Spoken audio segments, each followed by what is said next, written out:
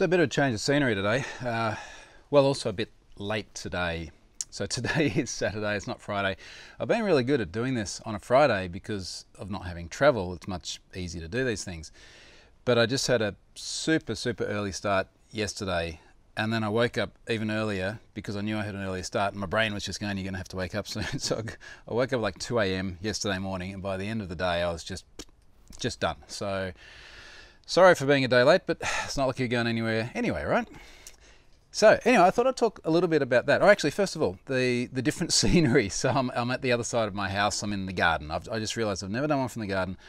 I reckon this garden looks pretty epic. For those of you listening, there's just like a massive leaf up here, which is probably full of spiders as well. So why not shake that one too hard? I was a little bit tempted to go and sit by the pool, but I thought, nah, I've done a lot of pool shots. I've done a lot of boat shots. Yeah, let's go tropical. So here we are in the garden. I didn't write anything this week, in part because I was really busy with a couple of events. So I'm going to talk about those events in a moment. But I thought I'd, because it's obviously, we're all living kind of different to usual lives these days, not to mention different at the best of times. Thought I'd talk a little bit about what it's like here at the moment, because it really feels like things are starting to, in part, return to normal, and in part, just sort of settle down into a new cadence. So I sort of made a few notes beforehand, and like one of the bits of getting back to normal is that we can now go and play tennis again. So there was a period there where the local court and a lot of other courts said, you know, no, we're just shutting down for some period of time, and that was probably about 2 or 3 weeks. But as of about a week ago, the local court, which is about an 11-minute bike ride away with my son, a little bit less when it's just me. So the local court said, all right, you can come and play 2 on a court again. So he and I went and played, was it yesterday, day before yesterday, 1-on-1, which is great. We've both been going back to coaching, so we can have a coach and one of us on the court again, which is nice. But then when you go there, the tennis club would normally have seats outside, and you could sit there and have a coffee or a beer or something. You know, that's not there at the moment. Can't play doubles at the moment, but you know, hey, we can ride down to the tennis court and have a hit, which is nice. The beach, man, the beach felt busy. So we had a little bike ride yesterday morning into Surfers Paradise, which is like the hub of the Gold Coast, and we were like having to dodge people on the footpath, and they were all out exercising, and they were sort of keeping, you know, obviously families together, or the social distance thing, but it felt in many ways very normal. But then I drove back through that area at about 4:30 yesterday afternoon, and that's on a Friday afternoon, and there'd normally just be packed full of people and packed full of cars, and you know, nothing there. So obviously that's still got a little while to get back to normal. Another sign of normality is our 2 biggest supermarkets here, Coles and Woolworths, are now starting deliveries again. So normally I would try and be a bit organised and just keep adding things into the app on my phone and get to a point and then go, yep, deliver all the things for the coming week or whatever it may be. And obviously during Corona time, couldn't do that. They cancelled all the deliveries, certainly for people who weren't in need of special care, which I'm not in need of special care.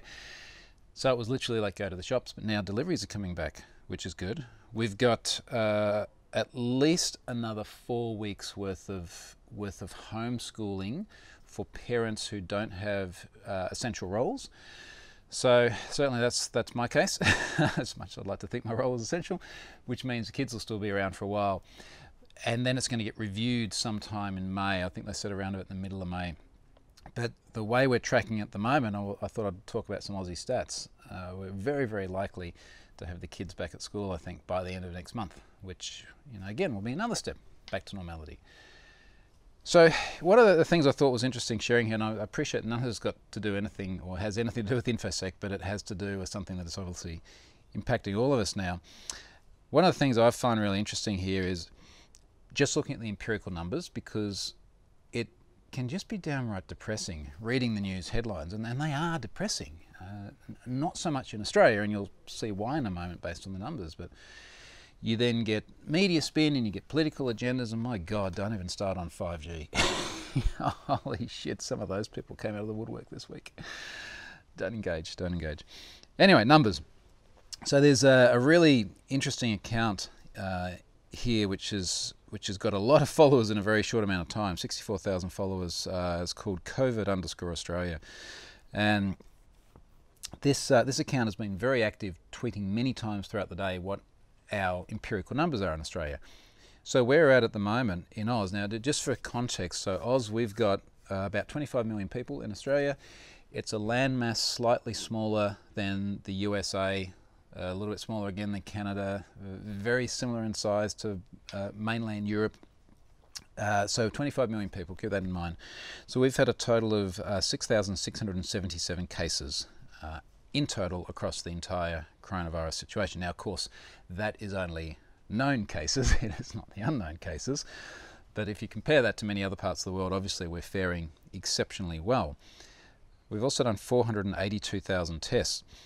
So the testing regime looks like it's about to start getting expanded in Australia as well to frontline workers, so people that could be like police, nurses, etc., who may not necessarily be showing signs, which is interesting. Now, if we look at that, we've had, I guess, about 1.5% of people who've been tested have actually tested positive. And I might come back to that as well, because I should talk about the app, which keeps getting all the press. We've also had a lot of people recovered, and I think probably the easiest way to look at this is to look at the number of active cases. So across the entire country at the moment, we have 1,462 known active cases. And the interesting thing about this is that we don't have to spin back far through this timeline. So, let's call it 1.4K something. If we go back to, let's just go back for a week and see where we were a week ago. 6 days. There's about 7 days. So we had 2,640 active cases only about a week ago. So we've almost halved the number of active cases in the space of a week. And of course we have had deaths as well. We've had a total of 79 deaths in Australia. And that's obviously tragic for us. When we put that in the context of somewhere like the UK, where many people listen to this are from, where many of my friends are from, obviously that's a very, very different situation. So Australia has fared exceptionally well. And I think what's interesting now, looking at this, is when we see this kind of rapid decline of active cases, I would imagine, not a healthcare professional, but I would imagine that's going to give the government a lot more confidence to start gradually relaxing a little bit on restrictions over the coming weeks. So I'm really, really hoping that sometime in May we get to do everything from go out and sit at the coffee shop rather than take my breakfast away, as I did this morning, through to being able to go back on the water. So I have not gone out on the boat or the jet ski in recent weeks because it's not essential. You're not meant to, and as much as I don't think I'm going to catch or transmit anything by doing that, I think it's the right thing to do, just to sit at home in the garden.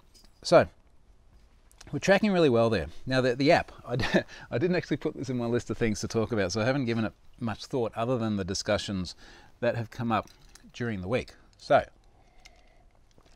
it looks like probably next week, from what I've seen, we'll end up with an optional app for tracing. And I spoke about that, I think, last week, because I'd done a tweet storm on it. And oh man, people got upset about the tweet storm. Now, to be clear, it's the usual internet thing where most people are fine, this is great, this is insightful, and then there's like this noisy minority. But people are getting, I feel, and I'm a little bit cautious of my wording here, but I feel irrationally upset about many things. The privacy side of things, for example. It's like, I don't want to give away my privacy. It's like, well, okay, so you have privacy, then you install it, and then you don't have privacy. It's like, is that what you're saying? Because that does not make any sense. It is not an absolute. Incidentally, you're tweeting this to me from your smartphone, which is collecting a huge amount of data about absolutely everything you do. So clearly, privacy is a lot more nuanced than you have it or you don't have it. So there's that side of thing. One of the things that I saw pop up this morning as well is it looks like the government in Oz went through a tender process for a cloud provider to store quote unquote the data. Now I imagine, based on the way this application is meant to work, this is the data which is uploaded when someone who tests positive acknowledges that and we take all of their contacts and it gets stored somewhere central so that other people who've been in the same area can download that information, figure out whether they've been in contact. So that's the sort of level of data that we're talking about. Now, apparently the Oz government has chosen Amazon to be the cloud provider, and some of the headlines I'm seeing is stuff like, yeah, oh, now the US government can access our contacts and our interactions. And it's just, where do you even begin with everything that is wrong with that statement. One of the first things that struck me is, okay, so which Aussie cloud providers would we really feel confident enough doing this with? I mean, if you look at the matrix of who the big cloud providers are globally, I mean, who's going to be there? Obviously, Amazon is right up the top. Microsoft is doing well. There's Google Cloud. There's Alibaba. I tell you what, no one in, I know, there's not to cast aspersions on Alibaba, but no one in their right mind is going to go, yeah, let's just put like contact tracing in a cloud owned by the Chinese. So that was obviously never going to happen. And then you start to get to all these like second and third tier players. And when I was reading the news this morning, and I think this was in the ABC, which is a pretty middle of the road objective publication as well, they were sort of mentioning a number of different Aussie cloud providers that I'd never even heard of before. So for something that is so important to the national health, do you really want to go and choose like a second tier provider? Now, number two, whether it was Amazon or if it had to go into Azure or Google or any of these sorts of things, there are Australian data centres. We can keep data sovereignty. We can keep it within our borders. And I saw one comment on there from one of the ministers saying it's like it's literally a criminal offence to export this data to somewhere else. And then the whole bit about, yes, but Americans could get access to it. Like, is this what we're worried about? Like, we're trying not to die and to get the economy kickstarted again, and we think that the US government's going to come and steal data about who we interact with. Tell you what, if I was the US government and I wanted data about who we interact with, I'd be going to the cloud providers and getting backups of people's movements, or just going straight to Google and say, you know how everyone runs that like Google Maps thing? It shows like just about everywhere you go. There's so many different places we have interactions and contacts that are already stored in service providers that are American in origin.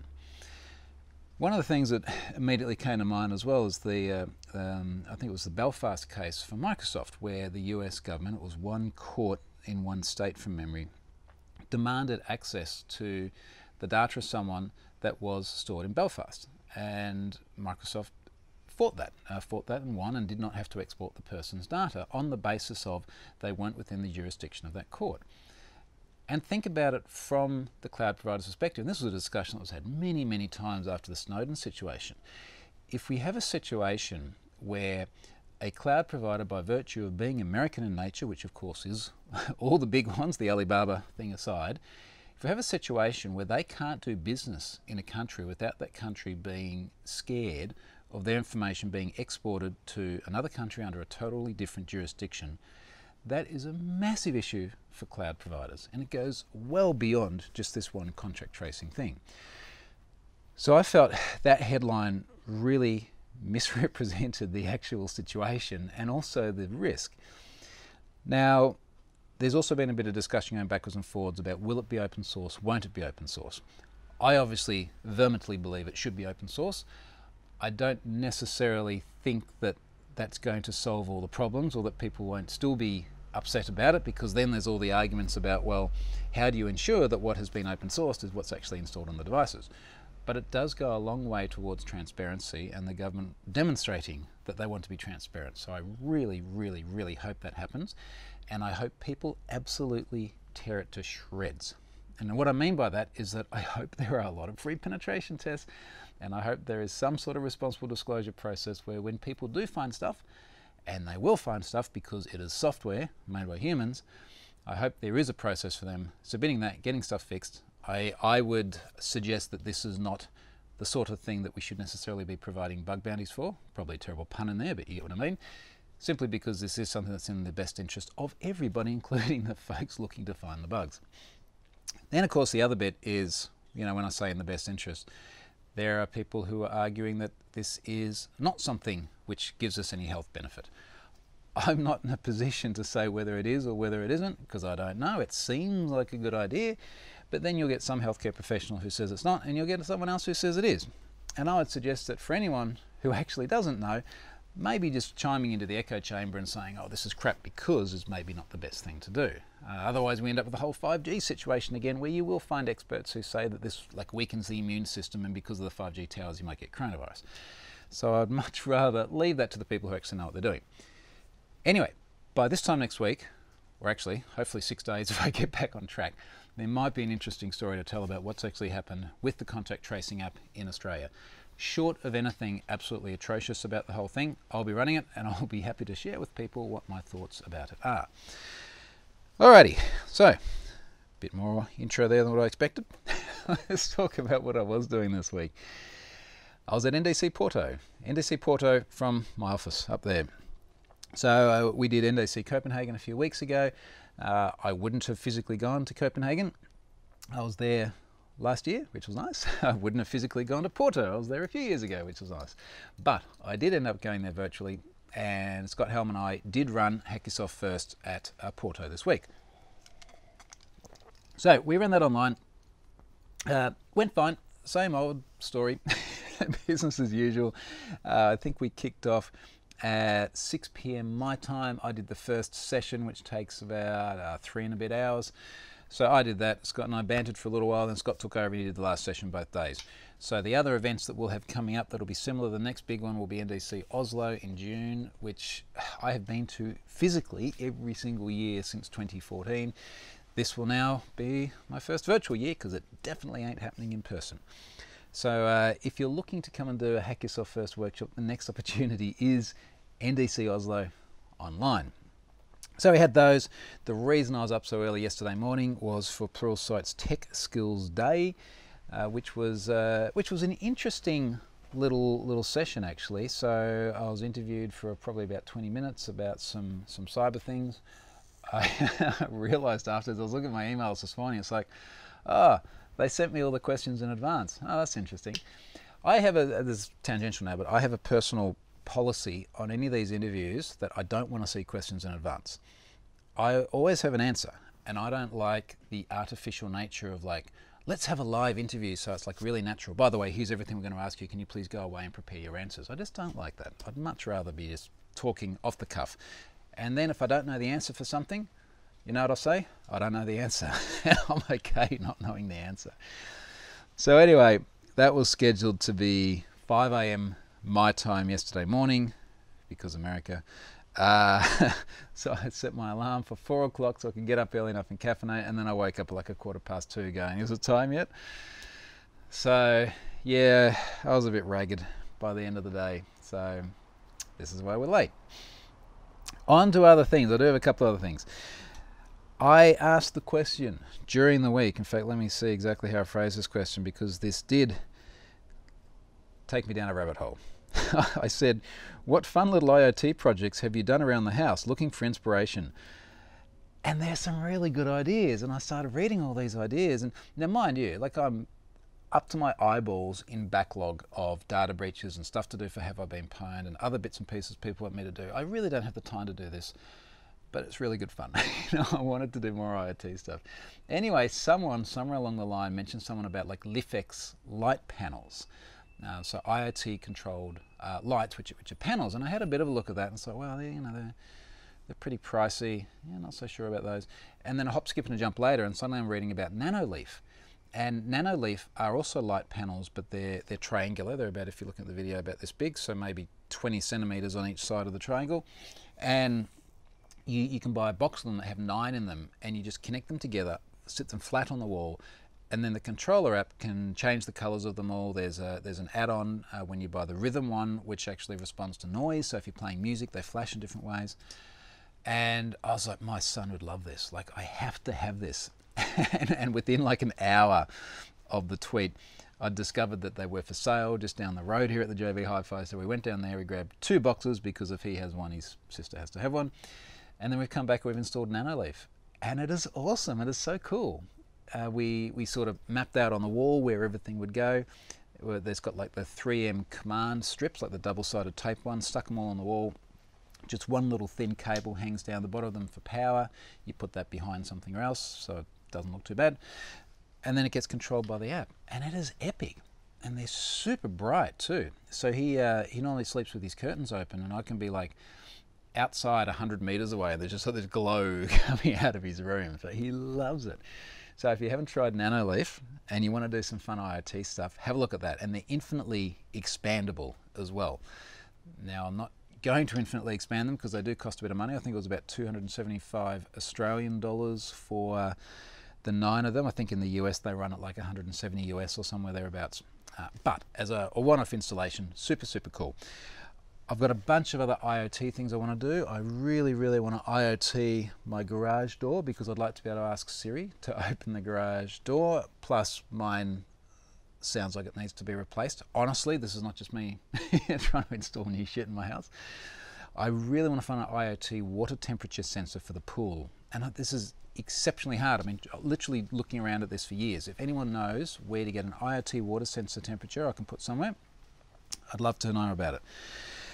Now, as part of the whole IoT stuff, I've been putting a big amount of work into my Ubiquiti network, my version 2 of the Ubiquiti network, and I have been tweeting more photos. I've slowed down a little bit over the last few days because frankly, I haven't had a good thing to tweet. Now, it's not that I haven't had a good Ubiquiti thing to tweet, but I just haven't had a good use case because I've been trying to figure out how the hell I'm going to put some of these super nice cameras they gave me around the house. And the big barrier to the cameras is that they are wired, and they're wired to Ethernet. So I need PoE and Ethernet itself. So I do actually need connectivity. So they're not Wi-Fi enabled cameras. Now the problem is I've got 32 different wired points around the house. None of them are where I actually want to put a security camera because I want them places like up here. I want them outside. I don't want them inside, certainly not inside the living areas of the house. There's no reason, and I don't want to expose something which could possibly be exposed one day if something goes wrong. So I've been trying to figure out how to do it, and the best I can figure out at the moment is I had an electrician out the other day doing some other work, and we discovered that we can probably steal a couple of ports at one place, run them up through a void in the middle of the house.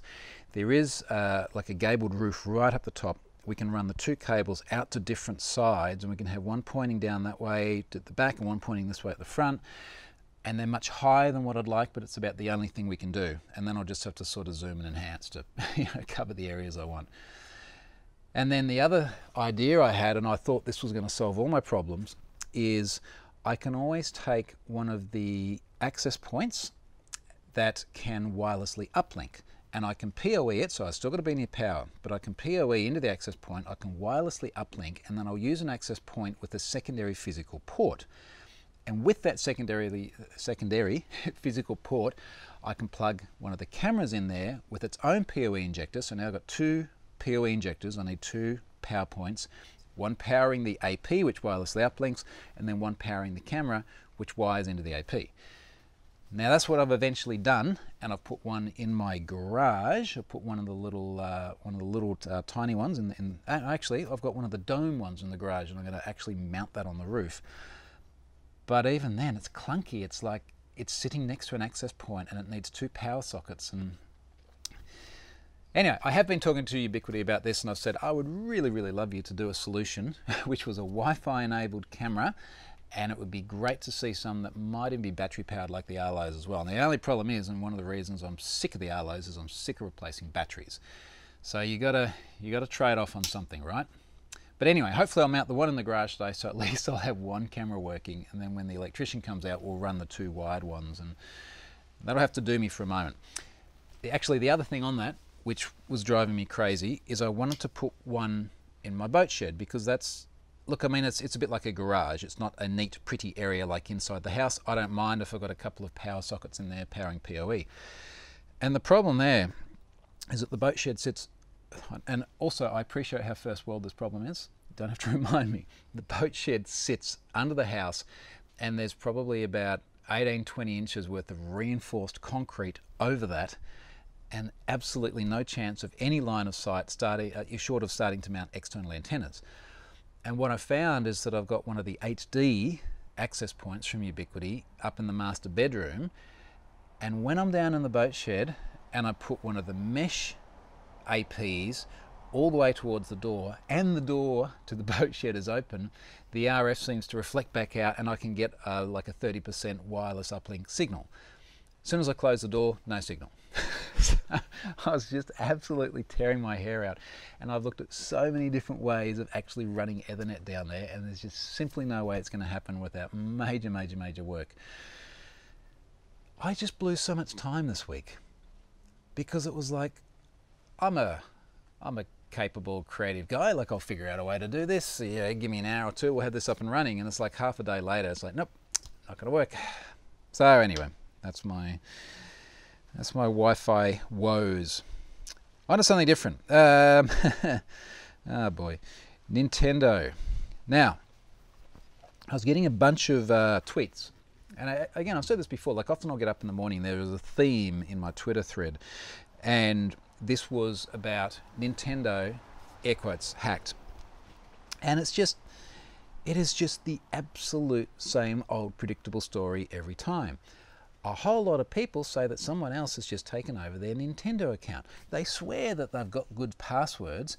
Then the organisation themselves comes along, Nintendo in this case, and says, no, you've just got reused passwords from other data breaches. And it just fits perfectly. Now, that's not to say that Nintendo could not possibly have a data breach that leads to this, but when you see this pattern, a subset of customers, and obviously some attack at some point in time where a whole bunch of them pop up at a similar sort of space and time, and also the same thing, it absolutely reeks of credential stuffing. So I've shared here, there's an account called Nintendo Life. It looks like a non-official Nintendo account. The latest Nintendo Switch news, reviews and opinions. It does have 178,000 followers by the look of it. And they tweeted, Nintendo confirms that around 160,000 accounts may have been hacked. Personal info possibly at risk. And again, it's like a misleading headline because you then drill into it. And there's a translation here. There's an embedded tweet translation. It says, this message is regarding the reports of unauthorized access. We would like to inform you on how to secure your Nintendo account and reset your password. Recently came to our attention that login IDs and passwords have been obtained illegally by sources outside our service to impersonate users to access Nintendo network since the beginning of April. And it frustrates me on both sides actually, because for individuals, all right, just stop doing this. Stop reusing the same shit password everywhere. So this is going to keep happening. But it frustrates me also because surely Nintendo, of all companies, you know, they are a gaming company with accounts, should have been looking and seeing the likes of this happening to the likes of everyone from Disney Plus through to Nest just over recent months. I mean, this is a massive thing, but it is just credential stuffing again. And I tweeted this and I hashtagged Nintendo hacked. Nintendo not really hacked. Humans still the weakest link. Stop using stupid passwords. It's just another day on the internet, isn't it? Now, speaking of days on the internet, a couple of new data breaches this week for Have I Been Pwned as well. The big one here was a service called Aptoid, which is an independent Android app store. What could go wrong? 20 million users in their data breach. Data included email and IP addresses, names, and SHA-1 password hashes with no salt. Only 38% of those already have been pwned, so I suspect the demographic for Aptoid is not mainstream Western countries.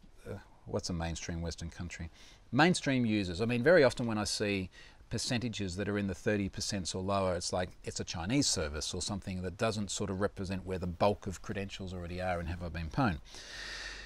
So this one was kind of funny actually. Well, as funny as a data breach can be, because if I go to the Aptoid website, we'll see if it's still there. Let's actually just go to aptoid.com. We'll see if they've updated their blog website. I want to get off the blog subdomain to aptoid.com, and their website still says, discover and distribute top apps in the safest Android app store. What?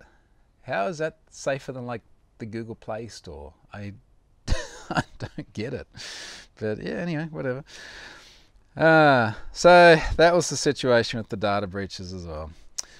Alright, so last thing, sponsorship this week is Varonis again. So big thanks to Varonis. So they're talking about security, FWD, brand new YouTube show from them. Watch episode 1 on how fast Wi-Fi can travel.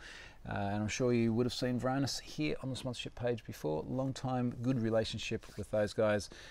Back in the day, I used to actually travel places and do things with them. I'm sure it'll happen again. I'm sure it'll happen. In the interim, at least they're there on the blog sponsoring me. So thank you very much to Varonis for sponsoring me. Thank you very much for watching this slightly later one this week. And I'll try and get back onto schedule for next week. And let's see what happens over the next 6 days. Thanks, folks.